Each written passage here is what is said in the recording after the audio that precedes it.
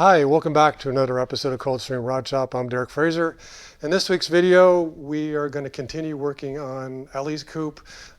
We made this floor section up last week. I wasn't able to complete and get it in. I completed a section of it, but we still got a couple features that we have to put in on the floor, as I mentioned at the end of the last video.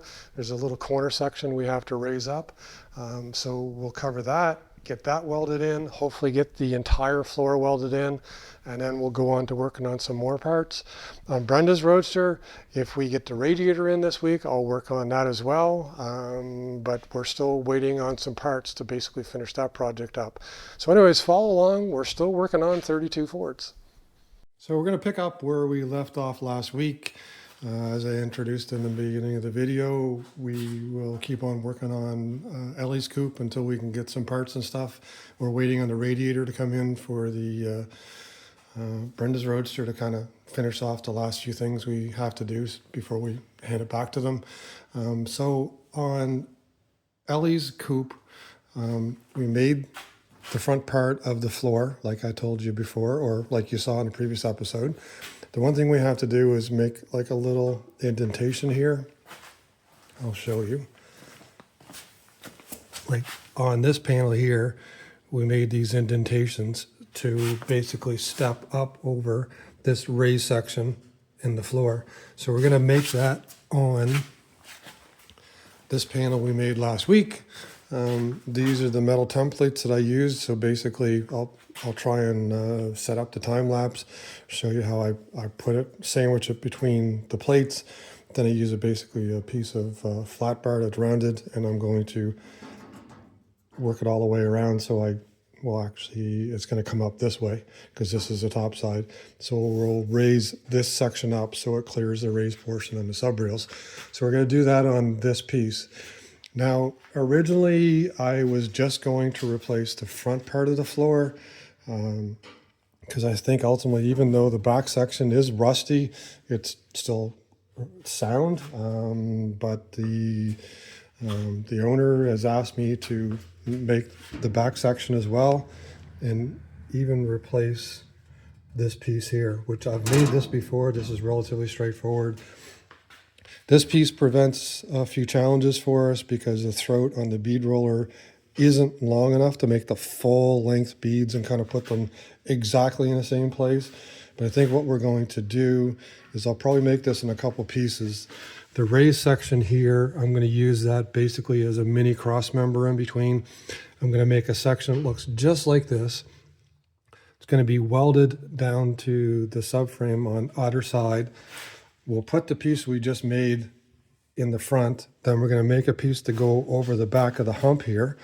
And then I'll also make a piece that goes from here and goes up over the gas tank. So we're going to make it in 3 pieces and join it together.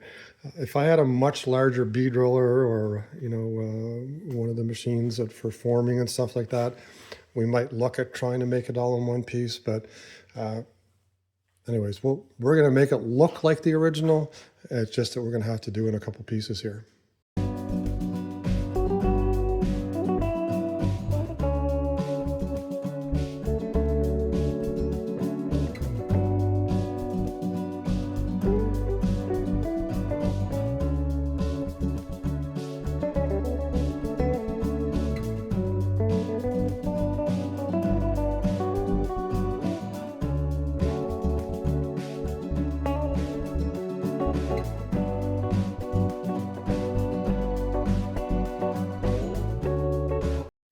So the front piece fits in now. I've got to trim around the bolt holes there a little bit to get it to fit. But before I do that, we're going to start on the reinforcing rib that's in the center of this panel. I'm not sure what it's for. Could be there for rumble seat positioning, or it could be that the brackets for the trunk lid support, the vertical ones, could be attached here. But nevertheless, what this does, it actually provides some rigidity to the floor, so it's not something I want to leave out. I'm going to try and duplicate it the best I can, so kind of made some measurements on this, laid it out on a piece of paper, and then basically did a trial bend on a short piece. One thing I did find is that I had to remove the reinforcing piece that's on my brake right here, because when I flipped it over, I needed a 1/2 inch bend, and essentially this piece of the reinforcing part of my brake was in the way. So what I'll do right now is I will cut a large piece of metal that's 4.5 inches wide. I'll set the time lapse up and I'll show you me bending it. Sorry about that, I forgot to set up the time lapse camera to bend this on the brake. I think most of you guys have seen me bend metal on the brake before, but I mean, it was basically 1, 2, 3 bends to bend the piece and then trim it to the width. And what we wanted to do was basically simulate as best we can this particular feature.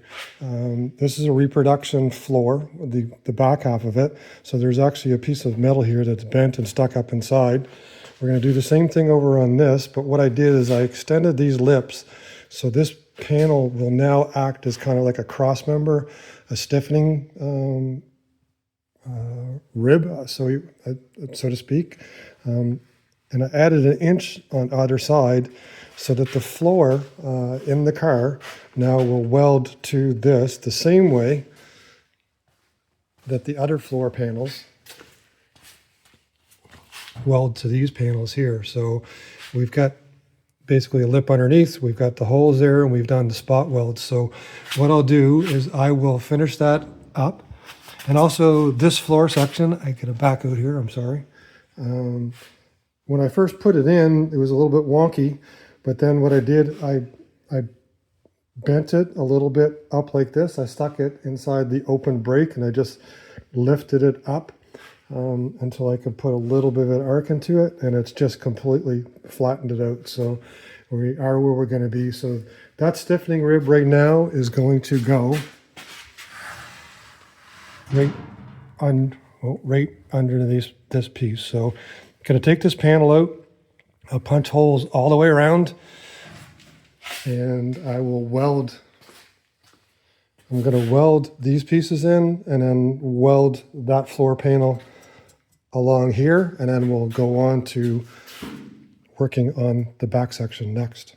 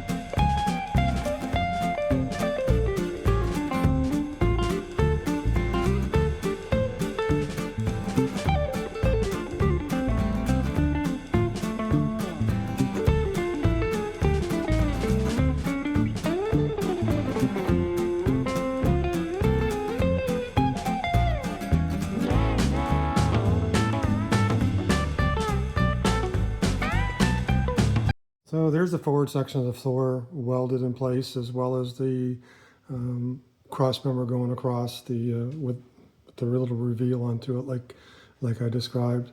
That's as much as probably we're going to do. Those spot welds are pretty. I cranked up the welder to, I guess, mid-range or whatever, and made sure there's lots of penetration, so it's not going to move.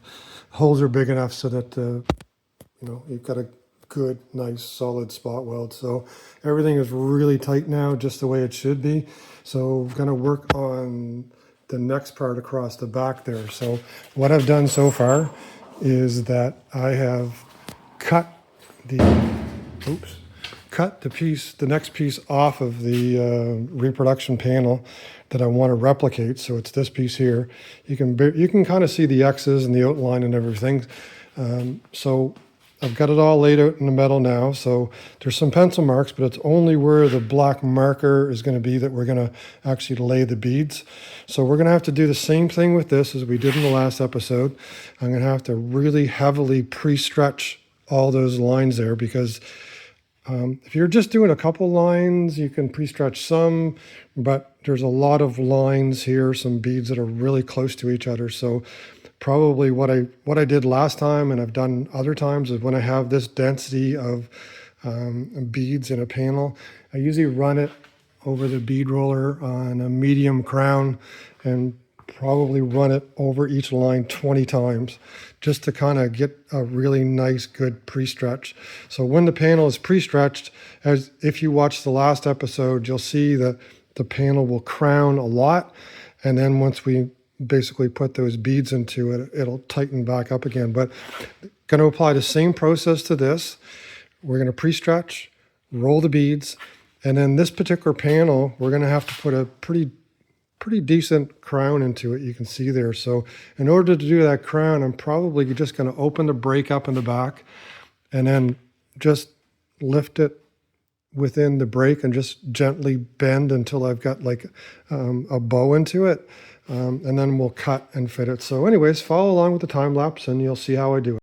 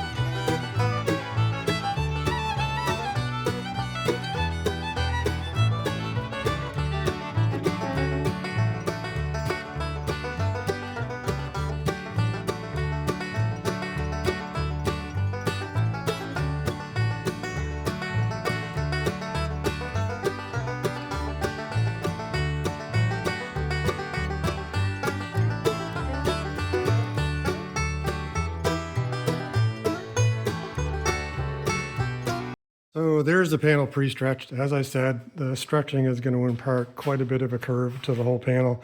And like I said, I demonstrated it last week, but for those of you who haven't seen this before, when you're going to make a panel like this and put a bunch of beads into it, it's always good to pre-stretch the areas that you're putting the beads into. It'll reduce the warpage later. So you basically pre-stretch it like this, and then we'll run the beads through, and then the panel will tighten up. So we're going to take it over to the bead roller next, and we're going to roll those beads.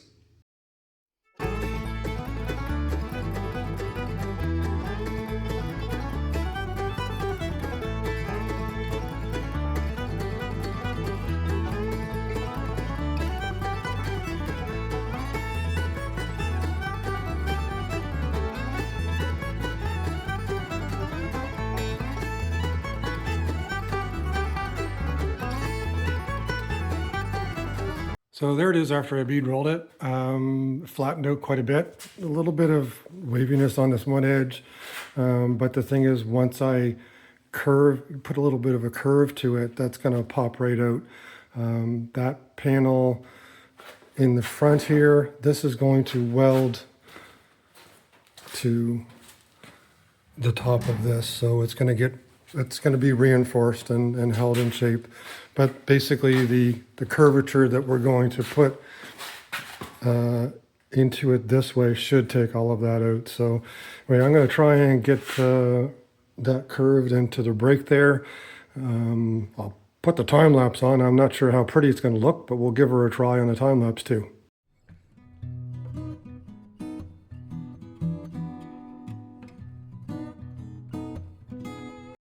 So there's the result of bending it, using the brake for not using it as a brake, but just basically for a vise to bend the metal. It's basically into the shape that I want it to be in. I'm going to tweak it just a little bit more, but right now it basically conforms to the shape on the sides here. The center cross member there, I've got to get the sheet metal pliers, and I'm going to flatten that out.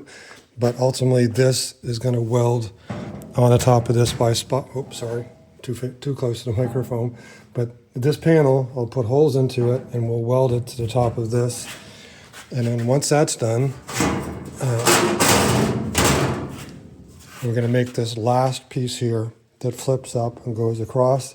There's another panel that normally goes across the back here, but after, like I said, after we stretched it, we bead rolled it, and then I put some curve to it. It just flattened everything right out just like it's supposed to. So anyway, the floor's coming along. We should be able to finish this up.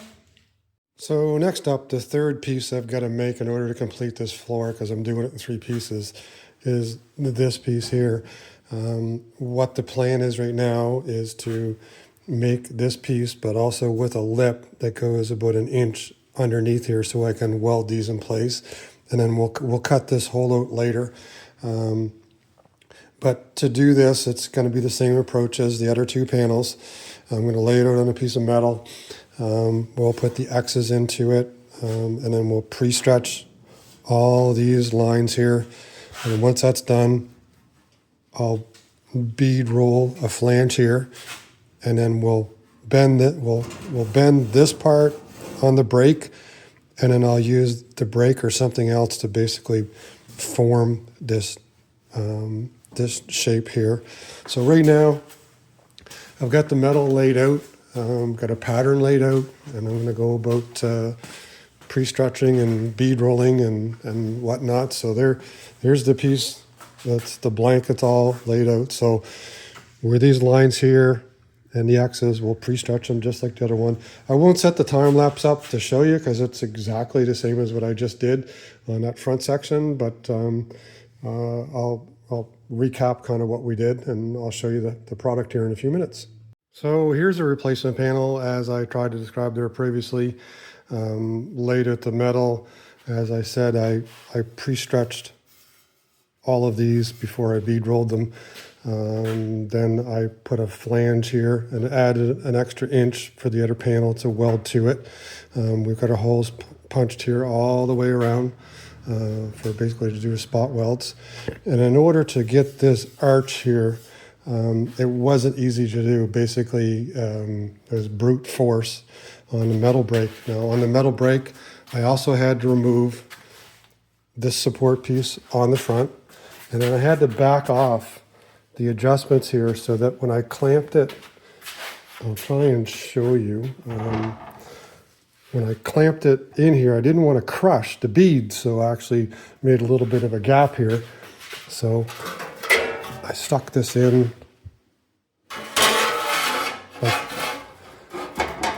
like so. And then when I turn this down, it locks but gives a little bit of a gap. And so what you do is you basically, every 1/8 or 1/16 of an inch, you feed it in and then use the brake to incrementally bend it. You can actually see the marks here in the back. You can't see them in the front, but you can see it in the back. So basically incrementally bend it until you have that arc, until you basically came to the same shape as what the replacement piece was.